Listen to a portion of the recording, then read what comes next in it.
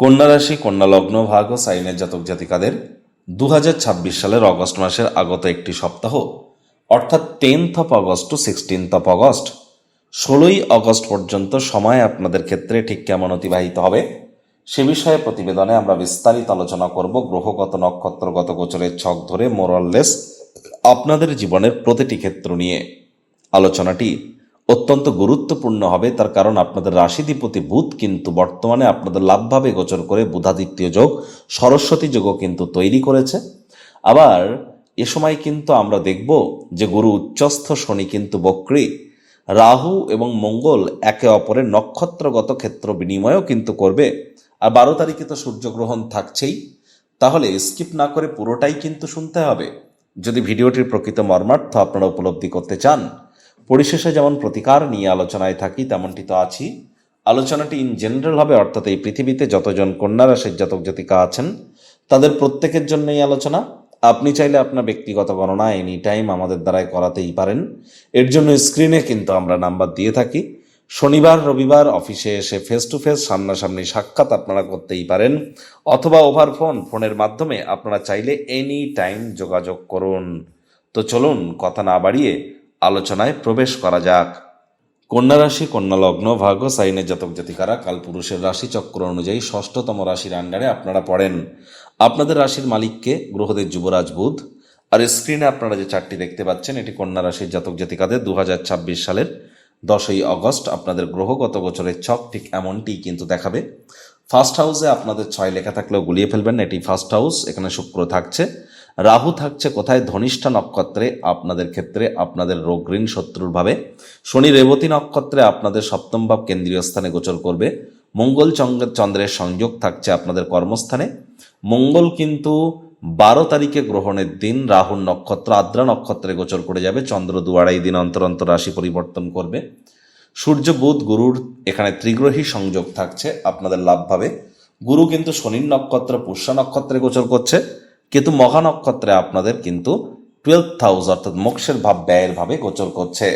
প্রথমেই আপনাদেরকে আমরা যে বিষয় সম্পর্কে অবগত করব চন্দ্র নিয়ে। দেখুন, চন্দ্র কিন্তু 9 তারিখ 10 তারিখ এই যে দুটি দিন চন্দ্র আপনাদের কর্মক্ষেত্রেই কিন্তু থাকতে চলেছে, এবং কর্মক্ষেত্রে চন্দ্র এবং মঙ্গলের সংযোগও কিন্তু আমরা পরিলক্ষিত করব। আর এ সময় কিন্তু চন্দ্র আদ্রা এবং পুনর্বসু নক্ষত্রেও কিন্তু থাকবে। তাহলে বিশেষ করে 10 তারিখ 11 তারিখ 9 তারিখ 10 তারিখ এই যে সময়টি, এই সময়টিতে কিন্তু আপনাদের কর্মক্ষেত্রে চঞ্চলতা, আবেগকে একটু কন্ট্রোলের মধ্যে রাখতে হবে। 10 তারিখ তুলনামূলক বেটার কিন্তু আপনাদের জন্য থাকতে চলেছে। এখানে একটি জিনিস আপনারা অবশ্যই খেয়াল কিন্তু রাখবেন, যে আবেগের বশবর্তী হয়ে, ক্ষণিকের আবেগের বশবর্তী হয়ে কর্মক্ষেত্রে কোনো প্রকার গুরুত্বপূর্ণ সিদ্ধান্ত গ্রহণ করা থেকে বিরত থাকুন। হুটহাট করে রেগে যেতে পারেন। রাগ কিন্তু স্বল্প পাগলামির একটি রূপান্তর মাত্র। রাগের মাথায় কোনো প্রকার গুরুত্বপূর্ণ সিদ্ধান্ত গ্রহণ করা থেকেও আপনাদেরকে বিরত থাকতে হবে। তাহলে রাগ এবং আবেগ এই দুইয়ের কিন্তু কন্ট্রোল অত্যন্ত জরুরি এ সময়। আবার 11 তারিখ 12 তারিখ চন্দ্র আপনাদের লাভভাবের অধিপতি স্বগৃহে গোচর করছে। তাহলে 11 তারিখ 12 তারিখ এই সময়টিতে ভাগ্যের আপনারা সমর্থন প্রাপ্তি করবেন, আপনাদের কনফিডেন্স গ্রো করবে। বয়সে বড় দাদা দিদিদের তরফ থেকে আপনারা উপকৃত হতে পারেন। এ সময় কিন্তু আপনাদের মনের বিভিন্ন স্বপ্ন কল্পনা বাস্তবে রূপ নিতে পারে। আয় ইনকাম একটু বাড়তে পারে। আর্থিক মুনাফা আপনারা কিন্তু এ সময় বৃদ্ধি করতে পারেন। এ সময় কিন্তু আপনাদের ক্ষেত্রে যদি দেখা যায়, তাহলে আপনার নতুন কোনো কর্মের শুরুয়াত যদি করতে চান তাহলে অবশ্যই করতে পারেন, তবে পরামর্শ গ্রহণ করেই আপনাদের এগিয়ে যাওয়াটা বেটার বলে আমরা মনে করব। এবার 13 তারিখ 14 তারিখ এই যে সময়টি চন্দ্রকেতুর সংযোগ আপনাদের 12th হাউসে, রাহু চন্দ্রকেতু এ সময় কিন্তু সমসপ্তকে। তাহলে অবশ্যই বাজেটকে, খরচকে আপনাদের নিয়ন্ত্রণে রাখতে হবে। আর এই সময় আপনারা নিজেদের জন্য না হলে অন্য কারোর জন্য পুলিশ প্রশাসন, হসপিটালের চক্কর কিন্তু কাটতেই পারেন। চেষ্টা করতে হবে ঘুমের সমস্যা দেখা দিলে জ্যোতিষতাত্ত্বিক পরামর্শ গ্রহণ করবার। আধ্যাত্মিক চিন্তন চেতনায় আপনারা নিবদ্ধ হন এ সময়। আবারও বলছি, আর্থিক লেনদেন এবং মানি ম্যানেজমেন্টের দিকে আপনাদেরকে অতিরিক্ত নজর কিন্তু প্রদান করে চলতে হবে। 13 তারিখ 14 তারিখ অর্থ কিন্তু আপনার কাছ থেকে ছিনিয়ে নিতে পারে, হারিয়েও যেতে পারে, অথবা আধ্যাত্মিক বা সামাজিক বা কোনো অভাবী ব্যক্তিবর্গদেরকেও আপনাদেরকে দান কিন্তু করতে হতেই পারে। আবার এখানে আমরা দেখব 15 তারিখ 16 তারিখ চন্দ্র শুক্রের সংযোগ আপনাদের রাশিতে থাকবে। এ সময় শনি চন্দ্রের দৃষ্টিগত বিনিময়ও কিন্তু হবে। তাহলে অবশ্যই চেষ্টা করতে হবে যতটা সম্ভব আপনাদের ক্ষেত্রে কিন্তু আবেগ, জেদ, রাগ, অহংকার এই প্রতিটি জিনিসকে একটু কন্ট্রোলে রাখবার 15 তারিখ 16 তারিখ 15 তারিখ 16 তারিখ চোখ কান খোলা রেখে চলুন। আপনার বিরুদ্ধে কোনো চক্রান্ত ষড়যন্ত্র হতে পারে। এ সময় কিন্তু আপনাদের অর্থনৈতিক দুর্বলতা একটু দেখা দিতে পারে এবং স্বামী স্ত্রী এবং আপনারা অহেতুক তর্ক বিতর্ক কলহ করা থেকে এ সময় একটু বিরত থাকুন। আর এ সময় আইনি জটিলতা থেকে যত দূরে থাকবেন সেটিই কিন্তু আপনাদের জন্য বেটার পরিগণিত হবে, মাথায় রাখবেন। আর গুরু বৃহস্পতি উচ্চস্থ হওয়ার কারণে আশা করি আপনাদের প্রত্যেকেরই ছোট ভাই বোন, বয়সে বড় দাদা দিদি, প্রেমের ক্ষেত্র, সন্তান সন্ততি, শিক্ষার ক্ষেত্র, দাম্পত্য জীবনে আপনাদের কিন্তু রেসপন্সিবিলিটি, দায়িত্ব কিন্তু এ সময় বেড়েছে। এই সময় কিন্তু যারা বিশেষ করে banking sector, financial sector, travel tourism industry, export import ইন্ডাস্ট্রিতে আছেন তারা বহুলাংশে কিন্তু উপকৃত হতে চলেছেন। টিচার্স, প্রফেসরসরাও কিন্তু উপকৃত হবেন।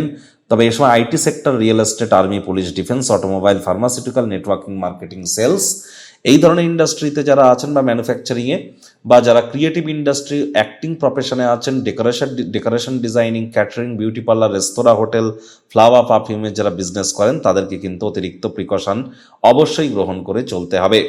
বেকার যুবক যুবতীরা প্রচেষ্টারত থাকুন, নতুন চাকরি কর্মসংস্থানের প্রাপ্তি হতেই পারে। লোন বা ঋণ নেওয়া থেকে এ সময় আপনারা বিরত থাকুন। Share market, crypto market, commodity market, currency market, metal মার্কেটে যারা ট্রেডিং করছেন তারা লাভান্বিত কিন্তু হতে পারেন। পিতার শরীর স্বাস্থ্যের দিকে নজর দিন, পিতার সাথে সম্পর্কের দিকে নজর দিন, পিতার কর্মের দিকে নজর দিন। মায়ের সাথে অহেতুক তর্ক বিতর্কে যেন জড়াবেন না। প্রেমের জীবনে উচ্চকিত হলেই কিন্তু ক্ষতি। ভালোবাসার মানুষের চরিত্র নিয়ে সন্দেহবাদী হওয়া থেকে বিরতই আপনারা থাকুন। 11 তারিখ কিন্তু আপনাদের ক্ষেত্রে আমরা বলবো চেষ্টা করতে হবে যতটা সম্ভব ফলস কনফিডেন্সের আশ্রয় না যাওয়া যায়। হার্ডওয়ার্ক, কঠোর কায়িক পরিশ্রমের কোনো বিকল্প কিন্তু থাকছে না। আর 13 তারিখ কিন্তু আপনাদের বাজেটকে, খরচকে আপনাদেরকে অত্যন্ত নিয়ন্ত্রণের মধ্যে রাখতে হবে। খরচের মাত্রা লাগাম ছাড়া কিন্তু এদিন হতে পারে।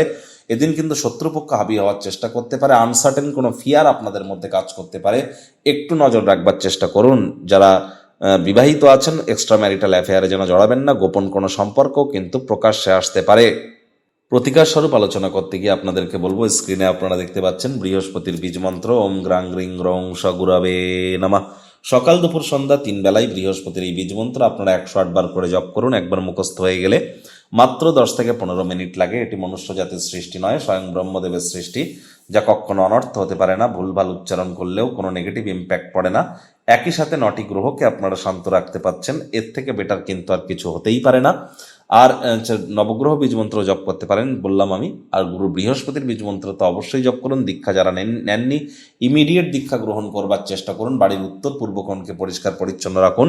শুক্রবার করে স্নানের জলে গোলাপ জল, আতর বা ইত্যার দিয়ে আপনারা স্নান করুন। শ্রমিক সম্প্রদায়, বয়োজ্যেষ্ঠ মানুষজনদের সেবা করুন।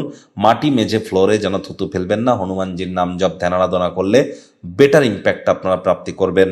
ওই তাবিজ, কবচ, মাদুলি পাথর পরে কিন্তু কিছু হবে না। 12 তারিখ সূর্যগ্রহণ থাকলেও সূর্যগ্রহণ ভারতবর্ষ, বাংলাদেশ থেকে পরিলক্ষিত হবে না, ইউরোপিয়ান কান্ট্রিজ থেকে পরিলক্ষিত হবে। ইউরোপিয়ান দেশগুলিতে যারা আছেন তারা ইমিডিয়েট পরামর্শ আপনারা গ্রহণ করুন জ্যোতিষতাত্ত্বিক। এটিই কিন্তু আপনাদেরকে বেটার ইম্প্যাক্ট প্রদান করাবে। আর এনি টাইম আমাদের সাথে যোগাযোগ করতেই পারেন। তো বন্ধুরা, প্রতিবেদনটি কেমন লাগলো আপনাদের সুচিন্তিত মতামত আশা করি আপনারা নিচের কমেন্ট বক্সে লিখে জানাবেন। ভালো লাগলে একটি লাইক করতে ভুলবেন না। এই আশা রেখে আমি আমার বাণীকে এখানেই বিরাম প্রদান করছি।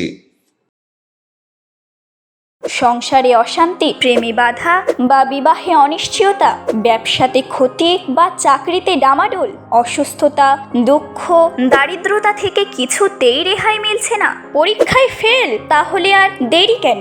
জীবনের যাবতীয় সমস্যার সমাধান করব আমরা।